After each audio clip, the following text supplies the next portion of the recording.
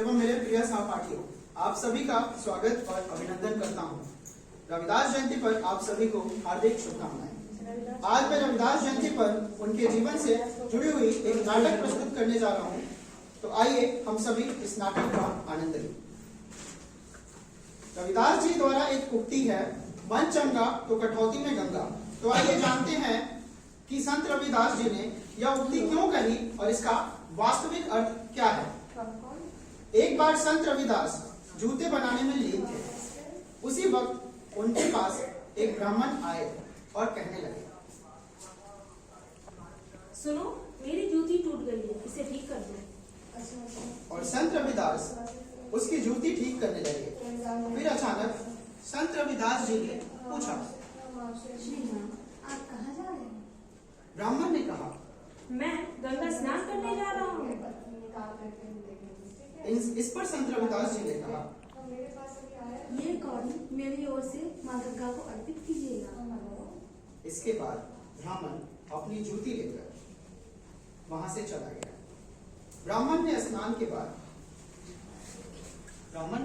बाद कौड़ी निकाली और माँ गंगा से कहा, हे माँ गंगे, रविदास जी की ओर से ये भेंट स्वीकार करो। उसी वक्त गंगा जी से एक हाथ प्रकट हुआ और माँ बोली, लाओ, संत रविदास जी द्वारा दी हुई भेंट मेरे हाथ में। जिसके बाद ब्राह्मण उस कौड़ी को माँ गंगा को दे देता है। वहां से फिर एक आवाज सुनाई देती है, सुनो, ये भेंट मेरी ओर से रविदास जी को दे देना। ब्राह्मण हैरान होकर उस कंगन को देखने लगा और उसे लेकर चल पड़ा। जाते जाते रास्ते में सोचने लगा कि रविदास जी को क्या पता कि माँ गंगा ने उन्हें क्या दिया है। अगर यह रत्न जड़ित कंगन मैं रानी को दे दूं तो राजा मुझे मालामाल कर देगा। ये सोचते हुए वह राज दरबार पहुंचा और रानी को भेंट स्वरूप वह कंगन दे दिया। रानी कंगन देखकर काफी खुश हुई। इधर ब्राह्मण ने अपने मिलने वाले इनाम के बारे में सोच ही रहा था कि रानी अपने दूसरे हाथ के लिए ऐसा कंगन की फरमाइश करने लगी। तो राजा ने ब्राह्मण से कहा, मुझे इस प्रकार का दूसरा कंगन चाहिए। उस पर ब्राह्मण ने कहा, महाराज, अब अपनी जोरी से कहकर इस प्रकार की दूसरी कंगन बनवा लीजिए।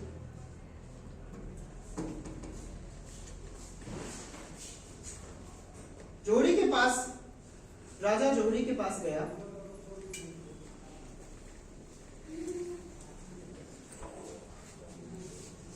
कंगन को देखकर जोहरी ने कहा, महाराज, इस पर जड़े रत्न बहुत कीमती है, जो पूरे राजकोष में नहीं मिल सकता। तभी राजा को क्रोध आ गया। उसने ब्राह्मण से कहा, यदि मुझे इस प्रकार का दूसरा कंगन नहीं मिला तो तुम्हें मृत्यु दंड दिया जाएगा।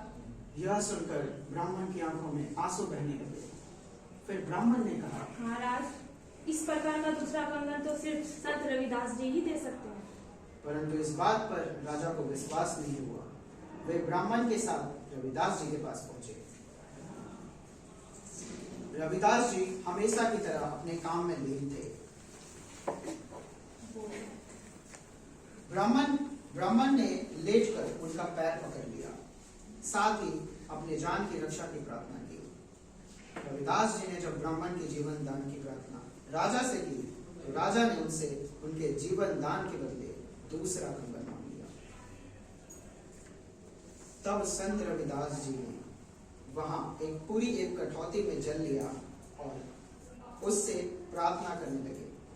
तभी कठौती से एक कंगन प्रकट हुआ। कंगन देखकर राजा काफी हैरान हुए। इसके बाद संत रविदास जी ने कहा, मन चंगा तो कठौती में गंगा।